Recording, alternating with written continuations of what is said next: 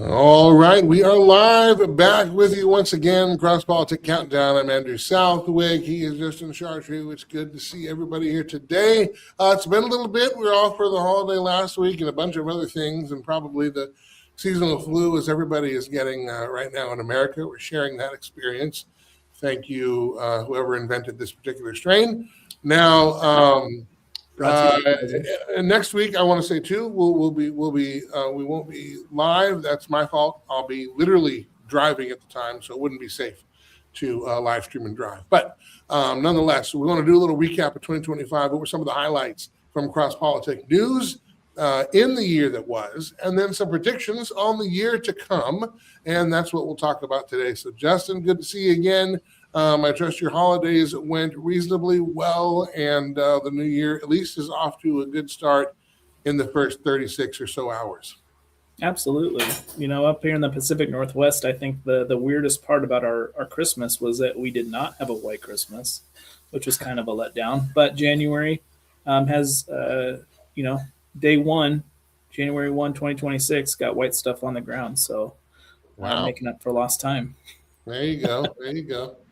Yeah, we're down in Florida right now at our place in Florida, enjoying some time there. And it's not a white Christmas, though. It has been cold at night. And we are in North Florida, so I guess that's South Georgia. And, it gets down to about freezing. Last year, we had the most snow, I think, on record in the state of Florida. We had like 5 inches, which is literally a Florida record, and it was all at our house. So, and Florida is not prepared for any of that. Like, we live out in the middle of nowhere, but so all the roads are rural. And of course, when you don't have an infrastructure to deal with snow and ice, you're stuck till it melts or until you feel safe enough to traverse and not land in the ditch. So anyway, that was a fun experience, but no snow, no white Christmas either, but it still was a good one. So. All right, Justin, well, let's keep going. I'll just throw it over to you. What were maybe the top 3, highlights of CrossPolitic news coming out of 2025? What's the first one that's top of mind for you?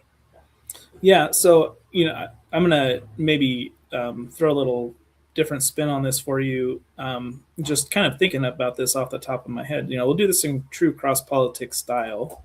So when we look at our company and what we want to produce for our readers is we like to look at news in 3 categories. So different styles or the different types of government that God has ordained. So you have your family government, your church government, and your civil government. And so we would like to bring you the news in those 3 categories. So for me, I can pick one for each of those 3 categories if you like. I think that would be kind of a cool way to do it. So for me, if I look at the family, I'll start first. I'll start with the civil. So the civil for me, the biggest news that we covered was the beginning of 2025, where we had a flurry of activity by the Trump administration at the beginning of that term for him. So that was obviously something we covered quite extensively. The rash of executive orders that were signed, bringing in guys like Pete Hegseth as your Department of War Secretary and some of these other guys that really were making an impact early in the process. So I'd say for me, biggest story of 2025 on the civil side was really just that first full year of the Trump presidency, and especially it taking effect there at the beginning of the year. Let me ask you about that Trump presidency. Mixed bag, even from Trump supporters, even from conservatives, in terms of where we are at the end of all things. I want to bring something up. Let me find this really quickly. Bear with me here. I did not think to do this before we got going, but then I'm like, well, maybe we should. And those of you wondering why I look weird, I'm literally standing up because I have my webcam on. I'm on the road, guerrilla filmmaking. Oh my goodness. I never did here. Okay, so for example, you got personalities like Stu Peters summing up Trump's year 1, allowing private equity, this is on his X account, allowing private equity like BlackRock to access your 401ks. That's through an executive order, which is true. Cutting a $70 billion deal with Pfizer. We didn't see them in handcuffs. Nationalizing computing power by handing AI infrastructure to Palantir. Impending, Venezuelan invasion, and then, of course, the floating idea of 50-year mortgages, among other things. One of the things that I have, whoops, wrong window here. One of the questions I've gotten a lot from viewers of other program, Culture Crossroads, is, what am I supposed to think about this? Because in some ways there are some things we do like, but in other ways there are some real swings and misses. And some, if Trump had campaigned on, I'm going to give a $70 billion deal to Pfizer, we're going to make 50-year mortgages instead of actually stopping printing money, things of that nature, we might have had other questions for him. Or if Biden were to do those things, we'd be up in arms. How do you sort out the mercurial year that was Trump 2.0, year one? Yeah, I think for me, it just reinforces the fact that we, as a movement, if we want to say we're conservative Christian, godly people who are voting our conscience and voting for somebody we believe that God is going to use to help turn our country back to Him, we need to move away from populism in large steps. We need to make the kind of movement toward people who will govern like a DeSantis in Florida. I mean, we've talked about that several times. Somebody who actually puts pen to paper and does what he says he will do. Things that are conservative and moving toward that direction and fighting against a progressive agenda. Trump is mercurial. That's his nature, and that was Trump 1.0.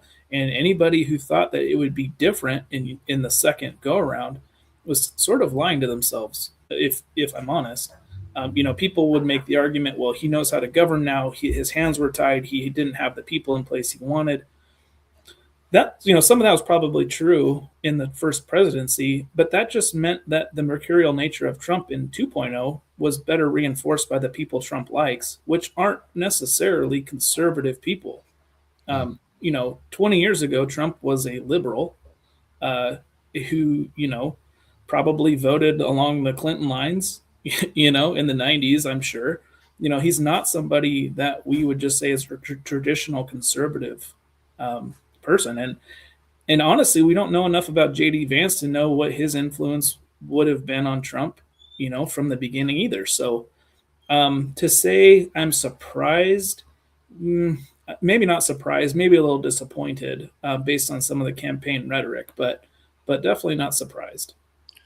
What do you think then? CrossPolitic News across the site, and since the launch of CrossPolitic News, what do you think were a couple of the biggest stories that we covered on the website and through the news outlet?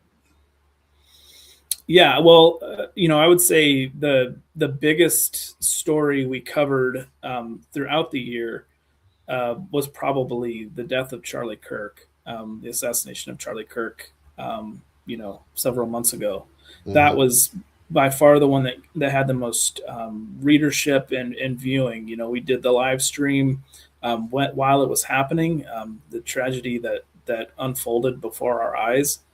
We were able to hopefully bring some perspective and understanding to that situation through that live stream, but also just some of the coverage that we had in the aftermath. So I would say that was definitely the one that had the most views, which impacted, I would say, primarily our family government side of things. It impacts our lives. It impacts people, how we interact.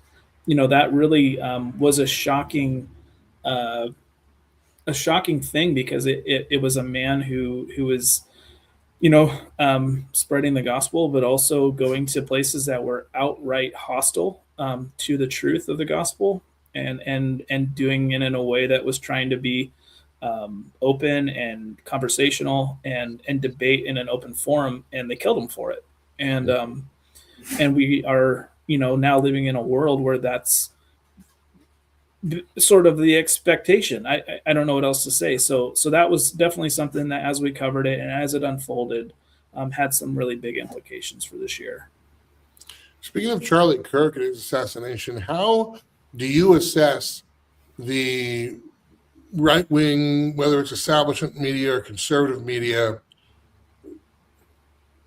It's difficult to say because even, they held the big memorial service, and part of it was a memorial, but part of it was announcing J.D. Vance as a candidate for 28. We just saw Erica Kirk endorse him. He's not even running yet officially, although most of the smart money says he will.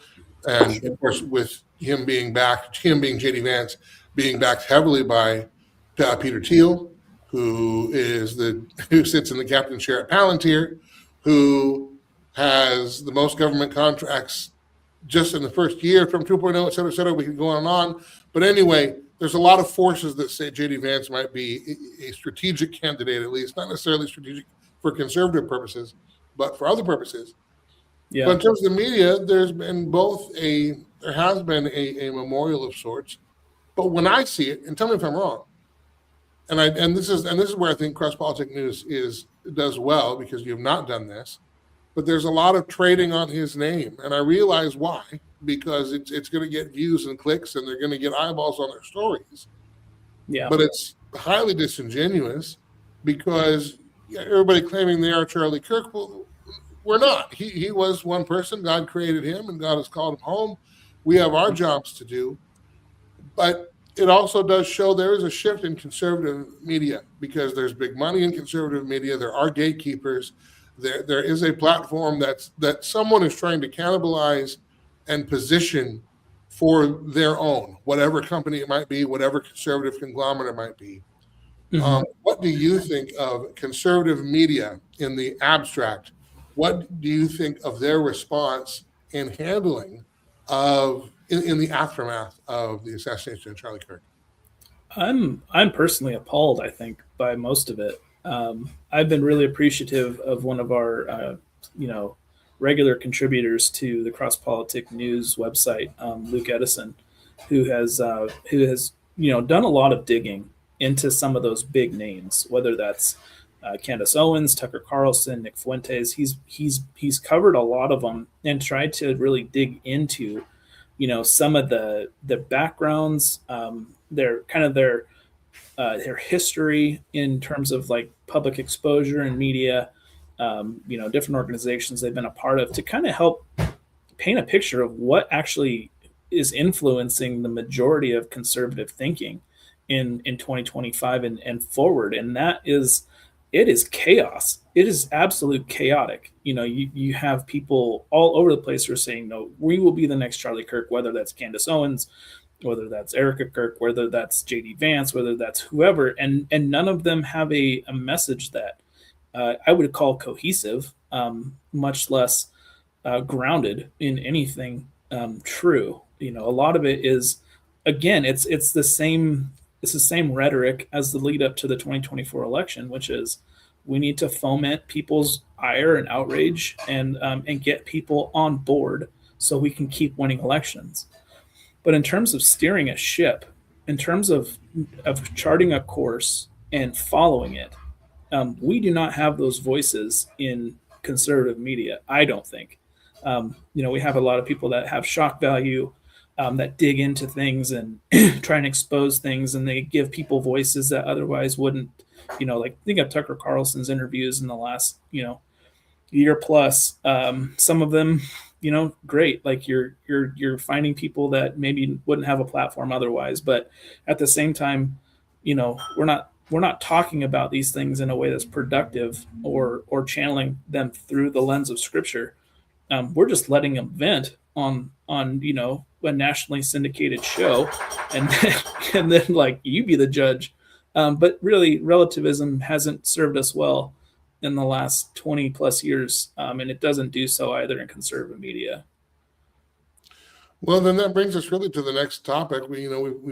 Where do we go in 2026? And I think a couple of things that we talked about is interesting. We started off the conversation by the Trump presidency being the biggest story, out of 25 as a whole nationally, and then of course our biggest story on CrossPolitic News being Charlie Kirk. But that this is a mixed bag, that we don't have great messaging coming from conservative ink, so to speak, or con ink, if you prefer.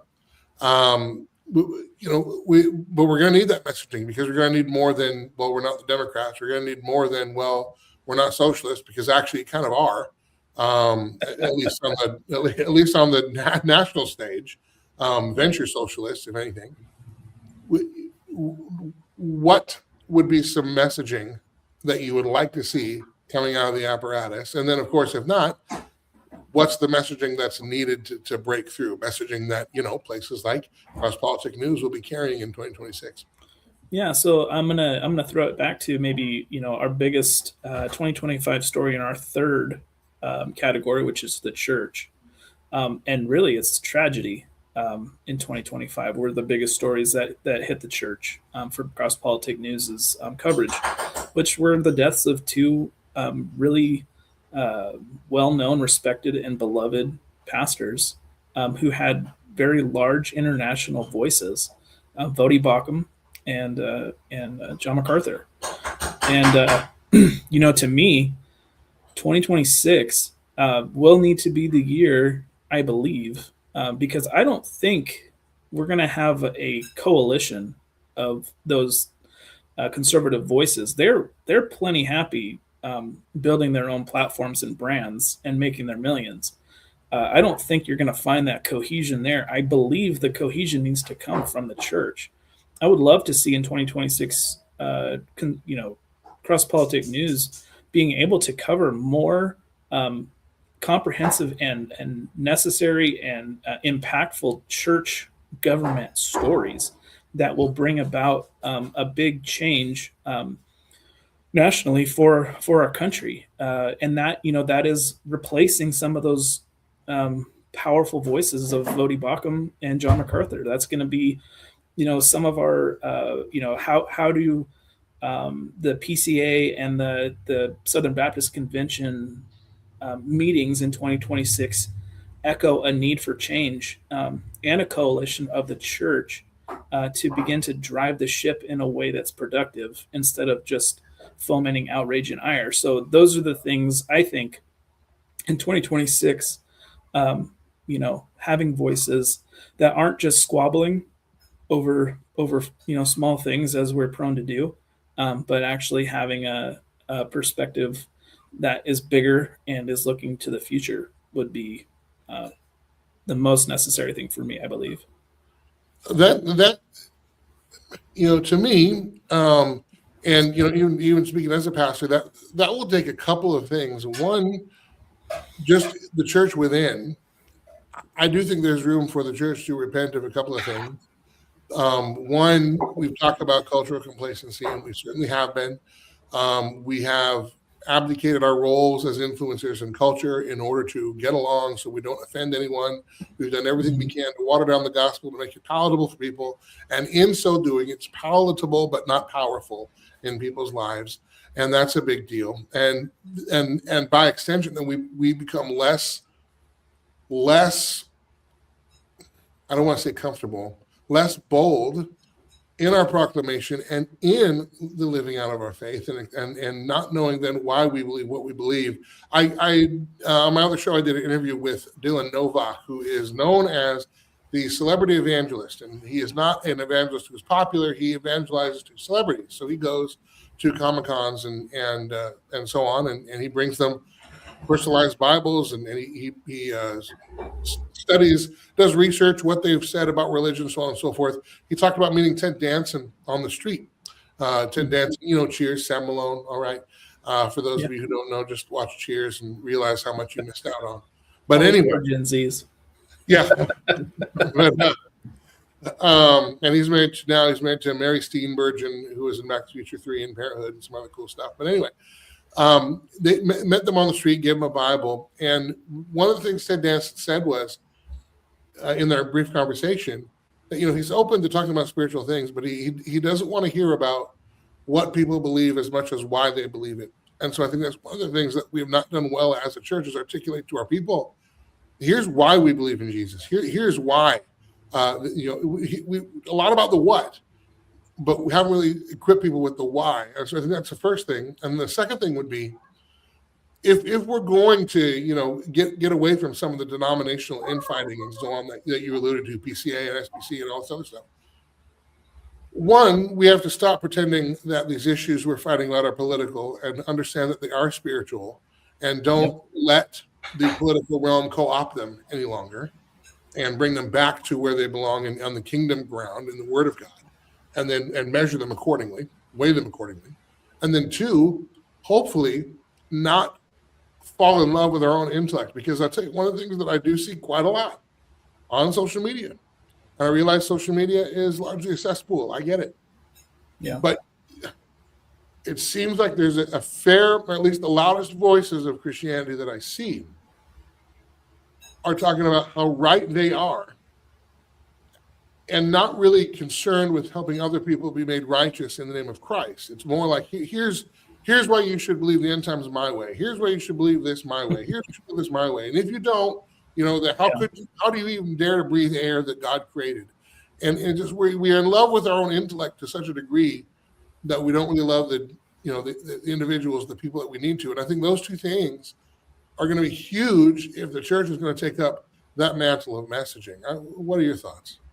Yeah. So I wanted to key in on a phrase, something that you said, that we need to teach people why they believe, not just what they believe. I would say one of the biggest areas of personal change in my life in 2025 was God reinforcing in me the why. Because the what leads to, if all we focus on is the what we believe, that's what leads to what you're talking about. The online infighting, we have the right way of thinking, we have the right doctrine and you don't, and all of that. It's pride. It's nothing short of pride. It's man thinking that he has figured God out and has God in a box. And so when we're out there, we become punchers. We don't become gospel spreaders. So, we have a lot of Christian men, especially, who have heard the call to be strong and courageous, and taken that message and turned it into, well, I'm going to study everything and make sure I know it better than everybody. And then I'm just going to start throwing haymakers. And that has been detrimental to the cause of Christ, I think, in our country. We definitely, post 2020, we needed godly, courageous, strong men, because we had a lot of weak, spineless men who weren't willing to stand up for truth. And now we've got those guys standing up for truth, but they are just standing up for the what. They've forgotten the why. And the why is simply this: I am a sinner, and I am saved by a loving God who died for my sins. And he didn't have to. He didn't have to pour out his blood. He didn't have to suffer unimaginably on a cross for me, but he did. He loved me so profoundly, and he has given me new life. And to me, if that's the why, there's no shortage of time or effort I can spend on sharing that message with other people, and showing that and giving that hope, right? What does Peter say in 1 Peter 3? The apologetics verse, give people a reason, not for the what you believe, but for the hope that's in you. Yeah. That hope is personal. That hope is internal. That hope it's life. It's joy. It's the thing that we're clinging to, even when life is hard and terrible and our life feels like a misery. But the why is why we keep going. And it's a shift of perspective from trying to change a person's mind to telling them why God changed your heart, and how that works. Because that's really the testimony that we have our own lives and what God has done in our own lives, the transformational work by the Holy Spirit He's done in our lives. That's something that no one can refute. Not that you can refute Scripture in a way that's going to make it revealed to be untrue, because people have tried and failed over and over again. Yeah. But also in your own life, if you're worried about, well, I don't know how to argue apologetically, if you know the Lord, you know His work in your life. That's where you go. That's where you start. That's what you echo and proclaim. And I hope we can get back to that just as a church Yeah, universal. because Well, there's a great the shift that you're describing too is a shift in humility. It is a shift of the heart to not only receive Christ and receive His love and receive the gift of salvation, but it is a shift in humility. It is that you recognize I am not enough. I don't know everything. Apart from Christ, I can do nothing. I am not my own. I am bought with a price. Right? Like those are the voice. That's the words of the scriptures, and they teach us that we need to be completely submissive to God and understanding His will. And then we can go forth and we can be courageous, bold. We can speak the truth like Charlie Kirk did. We can do things in the public sphere that are not weak and spineless like we have been as a culture for so long, but they also aren't rude and outright, uh, braggadocious, if I can use that big word.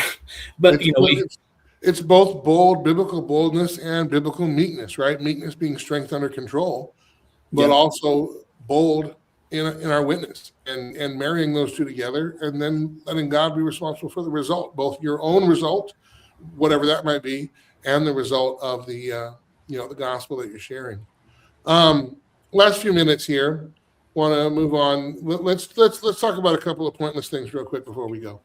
And they're not really pointless. They're not really pointless. I know not to you. I know not to me. But we were talking just off the air before we started the broadcast, and we've talked about some Seattle sports before. There's a big game coming up tomorrow as of this broadcast, Saturday, primetime game, 8 p.m. Eastern, 5 Pacific. The Seattle Seahawks taking on the San Francisco 49ers for the number one seed in the NFC and the NFC West Division Championship. Something that at the beginning of the year, if you listen to the prognosticators and the talking heads, no one thought that was going to be something. Most had Seattle picked at the bottom of the barrel, a 4-win team, a 5-win team. The Vegas odds had them over under 7 wins. And this is really where I do wish I had just gone back and put some money down, because to take over of 7 right now when we're sitting at 13, possibly getting to 14, it would have been a nice Christmas present for me, but I'm an idiot, so I didn't. But at the same time, we also have the Seattle Mariners apparently in what could be a championship window. They were 8 outs away from the World Series just a couple of months ago. Made my son cry, actual ugly tears. I'll never forgive him for that. But anyway. Welcome to the club, boy. Yeah, I know, right? This is what it's like. This is what it's like. But anyway, people are nervous about tomorrow's game. I'm a little bit nervous. I'm not sure why. When you look at a total team, a total roster, Seattle is the more complete team. Seattle is actually the better team on paper and on complete roster. I really think that 80% of the nervousness is Sam Darnold, and I don't know how much of that is because we still believe in, well, is Sam Darnold going to turn into a pumpkin? Obviously, I mean, he's leading the league in turnovers, more than Geno. I'd still rather have Darnold than Geno. But nonetheless, he's leading the league. And maybe more than his interceptions, I think his fumbles have been more costly. But, I mean, for crying out loud, the first time, game 1 was when we played San Francisco. We lost 17-13. And we had 2 chances to win it. If Tariq Woolen actually plays defense and bats the ball away from Tongas in the end zone, they don't go up 17-13 to begin with. And that was a 3rd down. They would go for a 4th, but nonetheless, I'm not blaming it on Woolen, and he's improved a lot. I'm just saying that play had been made a little differently, you wouldn't have that touchdown. But then end of the game, we're, I think, inside the 10. And if Lucas doesn't get pushed back by Bosa into the back of Sam Darnold, he doesn't fumble that ball, we probably score 20 points and win the game. And then this game would be effectively meaningless. We'd have it wrapped up already. So, and then you say, well, what about the Rams? We gave up 500 some odd yards to the Rams. When you look at the 2 Rams games this year, they're even, they're separated by 1 point and 1 yard. Mm-hmm. The Rams, we gave up 1 more point to the Rams than they gave up to us. we gave up one more yard, or they gave up one more yard to us than we gave up to them. It's like 861 to 860. So we both had bad defensive games. We both had anemic offenses. These are Rams and Seahawks, at least when they played together, they were even. Seahawks and 49ers, the Seahawks, again, they have the better and dominant team on paper, but then it comes to execution. Is Brock Purdy a better quarterback than Darnold? Probably. I think they're going to be without Trent. He's on the line. Trent Williams. Trent Williams, yeah. But it looks like that's really their only significant injury that won't play. We will not have Abe Lucas. Josh Jones looks like he's questionable, but probably will play. Not sure what effectiveness. Rashid Shaheed did clear concussion protocol. That's a big deal. Without him, we don't win Rams Part 2. So, what are your thoughts about Saturday? Are you nervous? If so, why? And then what are your predictions? And then I'll give you mine. Okay, so, there's a lot there. I guess the only thing that makes me nervous is that it's Seattle going for our national, NFC West championship. And we've been here so many times, right? I mean, the 49ers are, they're sort of the boogeyman. It's funny, you go back 10 years into the Legion of Boom days, and you have some of those really, memorable moments in this rivalry. I can still clearly see Richard Sherman tipping away that pass from Michael Crabtree in the end zone in the wild card game. And people forget they were the 40. No, that was the championship game, wasn't it? Was it? Okay. Yeah, championship game. You're right. And people forget the 49ers the year prior, the 2012 49ers went to the Super Bowl and lost. So that was defending Super Bowl champs. Yeah, you're right. We knocked them off the mantle there at the last possible moment. Yep. So that that moment happened, and there's been others. 20. I'm gonna be bad at years here, but there was a couple years ago where it was down to the Seahawks and the 49ers again, and the Seahawks. 2019. That was Russell Wilson. That was when Marshawn Lynch came back, and we had nobody. We were down to Marshawn Lynch and Robert Turbin as our running backs. Russell Wilson really was carrying the team at that time. This was Legion of Boom was long dead. And we did not pull it off in that particular evening, but that was a 2019 game, and it was for the NFC West division. It wasn't for the NFC number one, but it was for the NFC West division. I think that was still a playoff year, or at least the next year was, and then we won one, and then we were bounced in the divisional round. But we've been here before with San Francisco. Yeah. Anyway, sorry. Continue. No, that's good. So to me, in the Kyle Shanahan, ghost of, this is right. This is the reason we talked about this before. This is the reason you bring in Mike McDonald, because he's supposed to be the guy, the architect of an offense and defense, or mostly a defense, that can stymie the offensive maneuverings of a Kyle Shanahan. And blanking on the Rams coach. Sean McVay. McVay, thank you. Yeah. So those guys, offensive dynamos, and you bring in a defensive guy like Mike McDonald, and he's been that, right. He's done his job there, but this is going to be the big test. You want a stat to make you feel good. The Seahawks, since the Rams game, their run game has shown consistent improvement almost week to week. And we've topped 100 yards a couple of times. And then, of course, Charbonnet got eclipsed 100 with 2 touchdowns in the last game, and tied with, was it Lynch for 11 touchdowns in the year? Could see some more.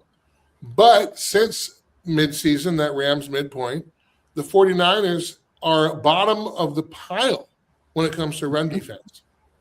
So there's a world here where the Seahawks win actually, and this would be the irony of ironies, where they win playing Pete ball, where they win, or ground chuck, if you want to go back to the 80s, where they win on the ground if they can get enough push and stay ahead of the chains, for sure, stay on schedule, get 3 and 4 yards on your first down every single time.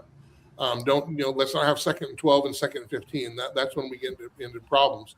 But there's a world where that can occur, and that will then limit the potential turnover worthy plays from Sam Darnold, because I do think they came out way conservative against the 49ers the first time, and almost too conservative. You could argue that our offense, even just playing normal, is better, and I think our offense has improved since then. There's no doubt that our pass game has declined since the Rams game, and maybe that was because, oh my gosh, 4 interceptions. Kind of like when they did the let Russ cook, and then all of a sudden he's throwing 4 picks to the Giants, and now we're not doing that anymore. Yeah, I don't know if it's a matter of overcorrection. There's definitely some difference in schematically and in play design for sure, but there's got to be enough looseness. We're going to have to take shots because the shots are going to be there, but we have an opportunity to defeat them on the ground here, I think, and to control the game that way, and limit the amount of times that we have to worry about the turnovers that unfortunately Darnold just does. But then the weird thing is, he's got 20 turnovers to his name, I believe. and yet the Seahawks have the highest point differential in the league. Yeah. We're also 13 Super Bowl worthy. Yeah. So we're good enough to overcome those, but that doesn't necessarily mean we want to keep doing it. Anyway, go ahead. So here's my thought. Okay, so I think, and I've loved listening to Mike Macdonald. He's worth a listen if you ever get a chance to listen to his 30-minute interviews on Mondays with the Brock and Salk show. That's been a really fun listen for me. I honestly, I can't prove it because I haven't looked into it and probably won't, but I think Mike Macdonald's a believer. I'm just going to say that. It's just a thought. But he has a phrase that he uses a lot where he says that the game declares itself. This is why I believe the Seahawks are always in games that they lose and have opportunities to blow out teams that they win.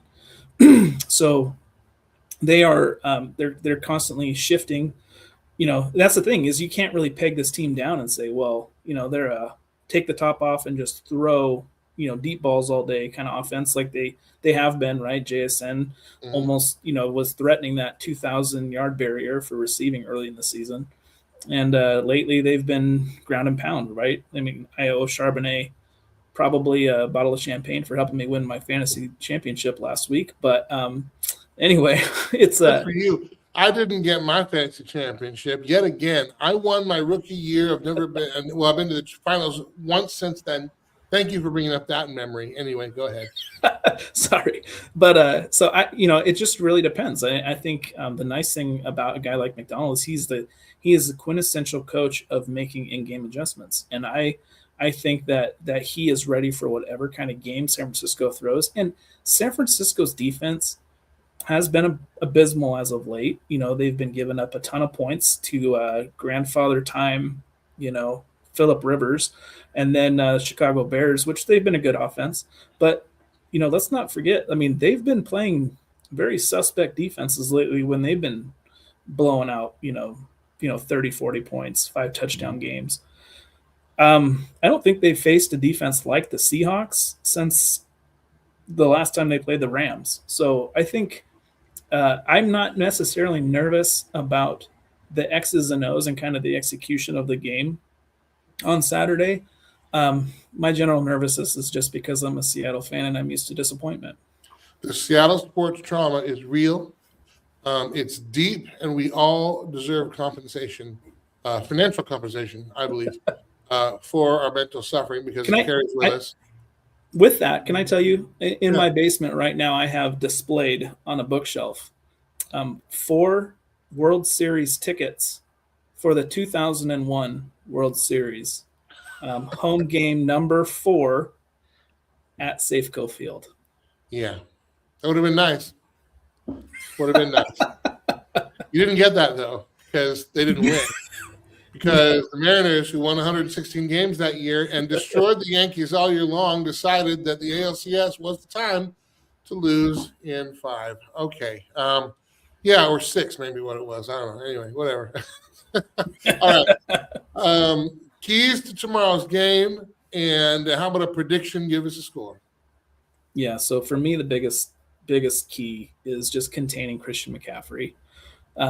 You know, putting guys on him. I think Nick Emanwari is going to come up big in that. That is going to be a big matchup to watch. I think he's got the size and the Cam Chancellor ability to put a hurting on McCaffrey and keep up with them speed wise. And I really think that's just going to be a shutdown opportunity.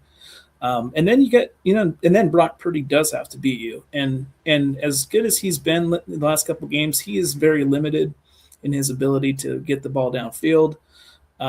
He's got limitations. He's the last pick in the draft for a reason. I shouldn't say, he hasn't earned everything he's gotten, because clearly he's a hard worker and he's made himself a career in the NFL starter, which is wild. But you got to understand, like, there are some things you can do to him defensively that take away a lot of his options. So I do hope the Seahawks take advantage of that. And if they do, I do believe the Seahawks do win this game. And I do think it will be a one-score game. My prediction would be Seahawks 27 and we'll say 49ers 23. Okay. All right. For me, I think really the key is containing Brock Purdy. Here's why, particularly the edges. Purdy will run. Sam Darnold can run, but he doesn't. I think if he does, it would take some pressure off of him, because you'd have to have a spy, not bite on him. I think that would help him with some of his turnovers. But nonetheless, that's not the point. But Purdy does get out of the pocket. When he has gone out of the pocket, he's been effective, and that's when he was most effective in game one, was when he got out of the pocket, got out to the edge, and was able to make a throw on the run and in some space. So I think you got to keep Brock Purdy contained. We did not have Nick Emanwari last time because he was injured on play number 4. We also didn't have Uchenna Nwosu. So that's somebody new on the defense that he's going to have to face. So I think those are two things that will help. I also think that Emanwari can also help in coverage when it comes to guys, particularly tight ends, because we do give up a lot of receptions to tight ends in the middle of the field, but we especially need to be careful of that when it gets into the red zone. So I think those two things are key. And then again, I think the run game, if we can take advantage of their obvious weakness, they being the 49ers' weakness in run defense, which is now enough of a sample size that it's a trend for them, and we can get, I don't care if it's Walker or Charbonnet, I don't really care. Whoever's got the hot hand, that person. Feed them out of space, get them moving the ball forward. I don't want to see any gadget plays of any kind, any trick plays. Kubiak just needs to take all the trick plays, put them in a bottle, put them on the shelf, leave it in there. I don't want to see anything weird. I don't want to see flicker, flee. I don't want any of that stuff. I also really don't want on first down some halfback tosses where we're tossing and we're 7 yards behind the line of scrimmage and we've got to run a country around before we even get 1 yard past the line of scrimmage. Move forward, please. Oh, please, just move the ball forward.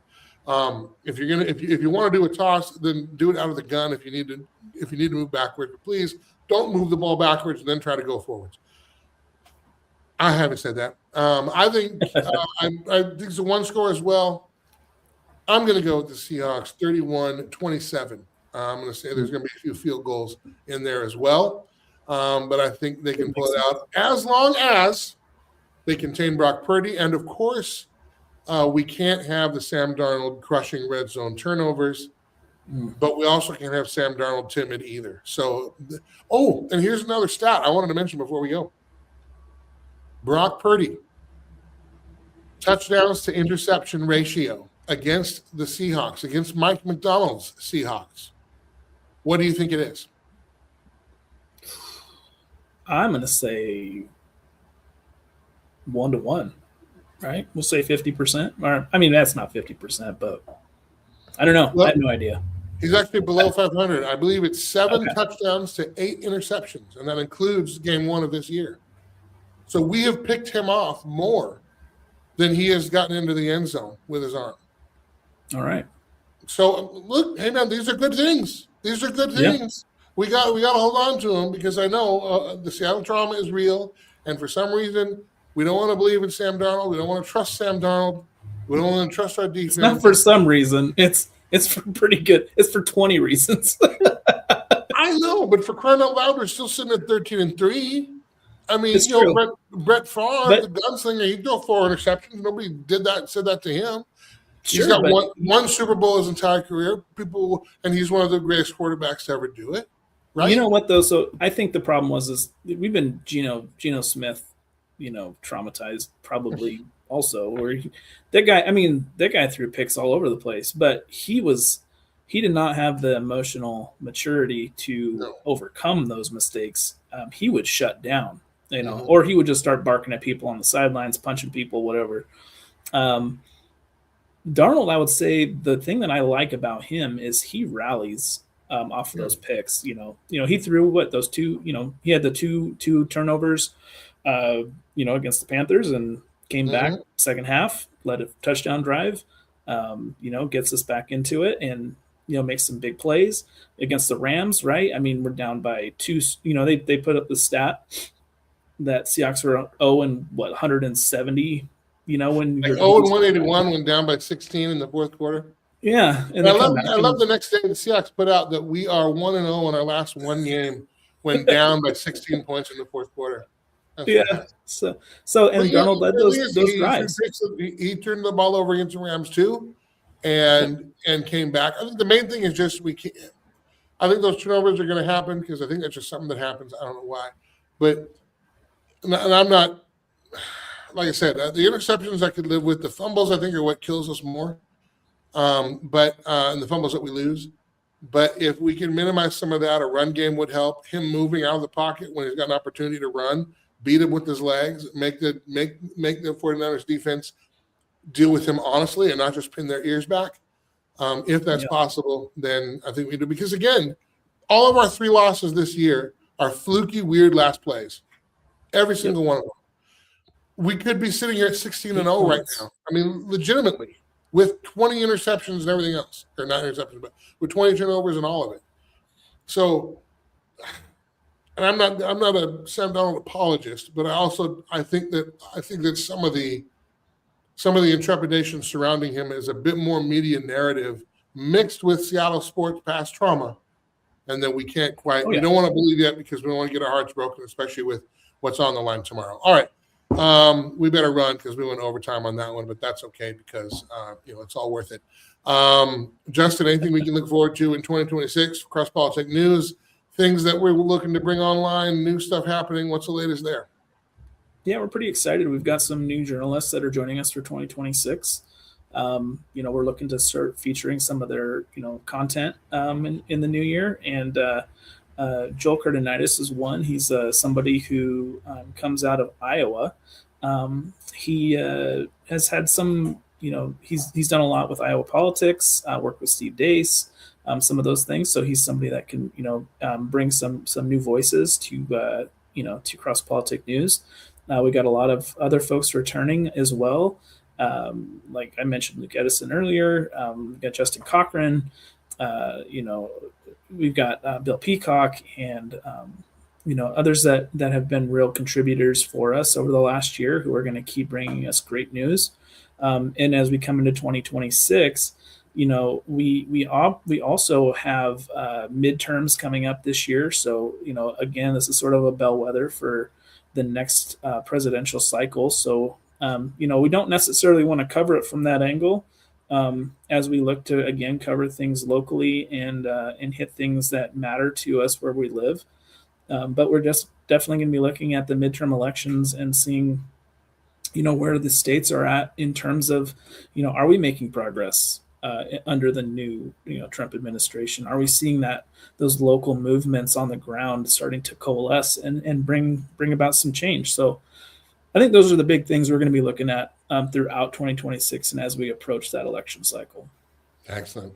All right. Well, for Justin Chartrand, I'm Andrew Southwick. This has been CrossPolitic Countdown. Thank you for being with us. Those of you popping in and out live, and those of you who will be seeing this on demand at a later date, we will be back with you in 2 weeks. Because I'll be on the road next week. But going to be a big year. We're going to cover it all on CrossPolitic Countdown. Until next time, so long. All right.